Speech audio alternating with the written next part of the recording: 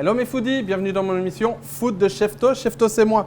Aujourd'hui, je vous ai concocté une petite recette à base de flan de wapiti avec une polenta crémeuse au cheddar, une sauce chimichurri et sans oublier des carottes glacées à l'érable. Alors, je vais vous parler un petit peu de la pièce de viande, quand même une pièce assez spéciale, le flan qui est situé dans la partie abdominale de la bête. On y va sur une pièce de viande qui est quand même assez savoureuse, assez goûteuse. Moi, je vais vous la cuisiner d'une façon assez spéciale. On y va y aller avec un thermocirculateur, une cuisson lente d'1h15 à 60 degrés. Ça parce que je veux garder vraiment la tendreté de la viande. Je ne veux pas vous la rendre coriace. Je veux vraiment vous donner le meilleur d'une pièce de viande de qualité.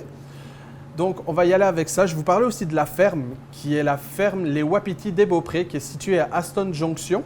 C'est une ferme qui est en opération depuis 1994, qui élève à peu près 130 wapitis. Ils ont à peu près le même élevage depuis leur début, on s'entend. C'est papy, mamie, grand-mère qui s'ensuit. Hein. Puis, je vous invite à me suivre en cuisine et on y va pour la recette. C'est parti!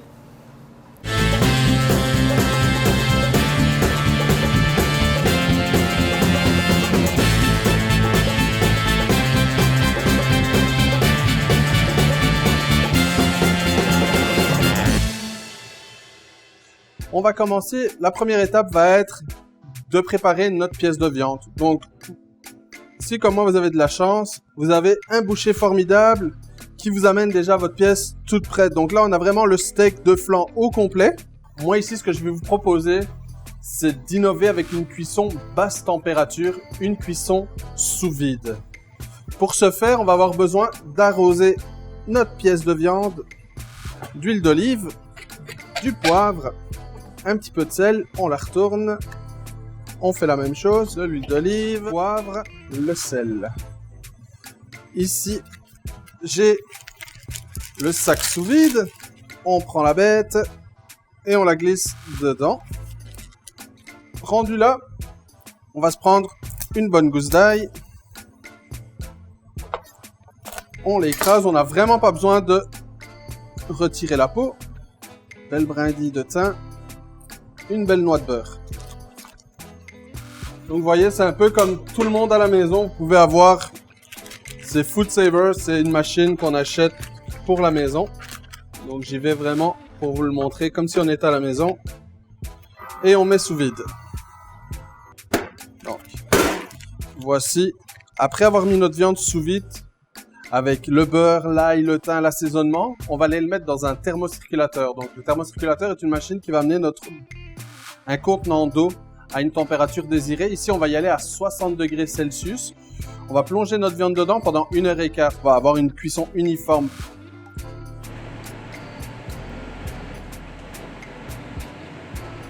Pour la sauce chimichurri, on va avoir besoin d'échalotes, d'ail, citron, de l'huile d'olive, du vinaigre, de vin rouge. Moi, j'utilise du vinaigre de framboise parce que je vais aller chercher un petit kick en plus. Mais vous pouvez faire ça avec du vinaigre de vin rouge sans problème. Coriandre, persil. On y va avec l'échalote. Donc, pour l'échalote, on n'a vraiment pas besoin de faire compliqué. Un petit coup de couteau dedans. De l'ail. On y va avec 2 petites gousses. La coriandre, on y va vraiment avec un beau bouquet.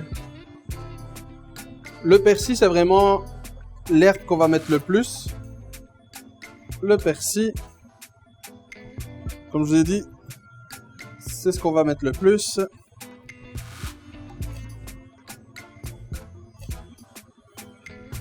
Une cuillère à soupe de vinaigre, une cuillère et demie. Un peu de sel, un peu de poivre. Important, un peu de cumin. Ça va faire une différence aussi. Donc j'ai mis une pincée de cumin, l'huile d'olive. Donc vous voyez, l'huile d'olive, on y va vraiment 1, 2, 3, puis on rectifiera si on a besoin. Et c'est parti. Et voici. Il y a des gens qui l'aiment, je vais dire, avec plus de morceaux. Moi, j'aime ça, ma chimichurri plus lisse. Et là, elle est faite. On va la mettre au frigo le temps de réaliser le reste des étapes de notre recette. Pendant ce temps-là, elle va prendre toute sa saveur. Nous voilà rendus à l'étape où nous allons faire nos carottes glacées à l'érable. Donc pour cela, je vais prendre des carottes nantaises. Moi, je les épluche pas. Simplement parce vous voyez, elles sont, quand vous prenez des produits, si vous assurez qu'ils sont beaux, qu'ils sont propres, qu'ils ont bien été travaillés. Moi, ça vient de ferme bio. Donc voilà, je sais qu'il n'y a pas de pesticides, que j'ai rien à retirer. Je vais couper les plus grosses en deux pour dire de faire une cuisson uniforme. À cette étape, on va juste rajouter de l'eau. On va couvrir à hauteur d'eau. Voilà, à feu moyen. Donc voici, après je dirais entre 10 et 15 minutes, l'eau s'est évaporée. Nos carottes sont, si je pique mon couteau dedans, vous voyez, elles sont al dente. Donc là on est rendu à l'étape où on va vouloir glacer. On va mettre du beurre. Parce que j'aime le beurre, j'en mets plus qu'il en faut. Et alors, sirop d'érable, je vais y aller quand même pour que vous puissiez avoir une mesure assez juste. 1, 2, et voilà. Puis là, ici, ça va être de laisser la magie opérer. Donc le beurre, le sirop d'érable vont s'amalgamer aux carottes. Un petit tour de poivre, une petite pincée de sel, puis vous voyez, le beurre, le sirop d'érable, ensemble, commencent à caraméliser un petit peu. Et voilà. Des belles carottes, bien glacées, bien belles, bien reluisantes. Et voilà. Nos carottes glacées sont faites. Il va juste rester à les dresser dans notre assiette. Nous voici rendus à l'étape finale qui va être la réalisation de notre polenta crémeuse. On a besoin d'un chaudron, une tasse d'eau, une tasse de lait. Donc là, on va vraiment faire une recette de la polenta, donc semoule de maïs, du lait. Moi, je vais la rendre crémeuse. En Italie, on va l'utiliser ou même dans différentes, on peut la faire ferme. Ferme, après, vous la panez, vous pouvez la frire, on peut déposer, on peut s'en servir comme du féculent pour accompagner un de nos plats. Donc moi en Italie, ma grand-mère, je me souviens, elle faisait, c'était la polenta ferme, petite saucisse calabraise, sauce tomate, puis on dressait ça dessus, on mangeait un souvenir d'enfance, comme on dirait au Québec, écœurant. Mais ici, je vais vous donner une version crémeuse, plus adaptée à la recette que nous faisons en ce moment. Une fois que notre eau et notre lait bout, on dépose notre semoule de maïs. Et là, c'est important, il faut brasser.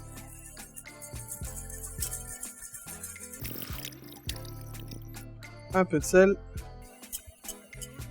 Donc là, notre polenta est prête. C'est vraiment quelque chose qui est assez rapide à faire. On va prendre notre cheddar. J'ai choisi un cheddar blanc, cheddar doux, je dirais. Je voulais pas y aller avec un cheddar trop fort en goût.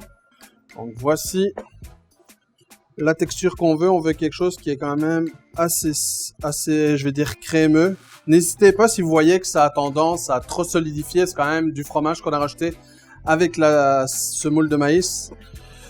Donc, n'hésitez pas à rajouter de la crème, comme ceci, là. Vous mettez le filet, ça va détendre votre appareil.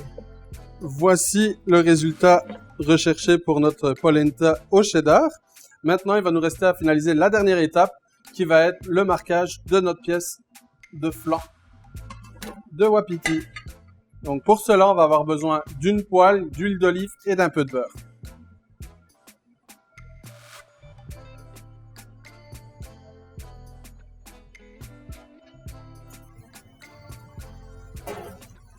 Donc voici notre viande. Vous le sentez pas là, mais vous allez voir une fois à la maison, quand vous allez l'avoir fait, ça sent là le thym, l'ail, le beurre. Donc une fois que notre poêle est bien chaude, c'est quand même assez simple, assez vite ce qu'il faut faire. On veut juste marquer notre viande. C'est quand même assez rapide, vu que la viande est déjà cuite, on veut que ce soit assez simple et assez rapide. On ne veut pas rendre la viande trop cuite, qu'elle se stresse, façon de parler, et qu'elle se raidisse. On va lui donner un peu d'amour.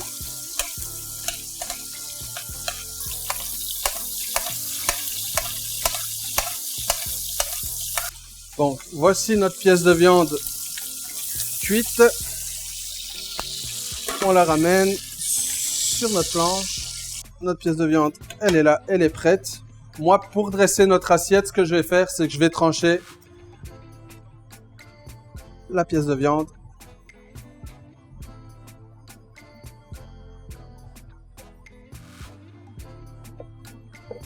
Et voilà, donc vous allez voir la cuisson intérieure. On y va vraiment avec une viande qui va être saignante, cuisson sous vide. Donc, on n'aura pas de sang dans l'assiette. Surtout que là, je l'ai tranché. On va la laisser reposer avant de dresser aussi. Mais vous voyez, c'est vraiment tendre. Donc, pour le dressage de notre assiette, la polenta.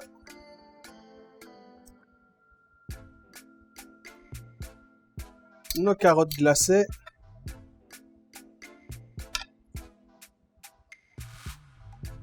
Nos morceaux. Et on finit avec notre sauce chimichurri. Petite pousse. Mon assiette de steak de flan de wapiti, carottes glacées à l'érable, polenta crémeuse au cheddar et sauce chimichurri. Je vous invite à me suivre, on va aller déguster de l'autre côté.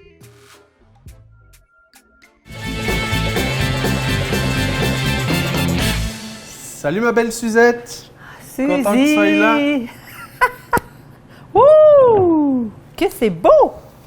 Ah, c'est vraiment... Ça sent bon, première chose. Oui. Je goûte à ça, OK? Ouais, fais-toi plaisir. Moi, je sers la bière. La Grange Perdue, ben c'est une microbrasserie. Microbrasserie de notre coin. Dame Nord, oui. Toujours essayer d'accompagner Norset avec des produits d'ici aussi. C'est un peu le concept de ma cuisine. Donc là, je te propose la Varlope, qui est une New England Pale Ale, qui est une bière, pardon, qu'on voit qui est quand même dorée. Tu vas goûter. J'y goûte.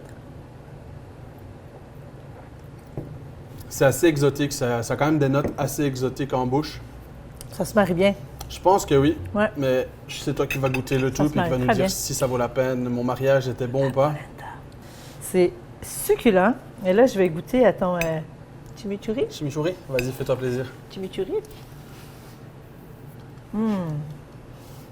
Alors, on vous invite à essayer la recette à la maison. Ben oui, puis n'hésitez pas à venir me voir, à me poser les questions. Si vous avez, peu importe, que ce soit positif, négatif. On vous souhaite un bon appétit.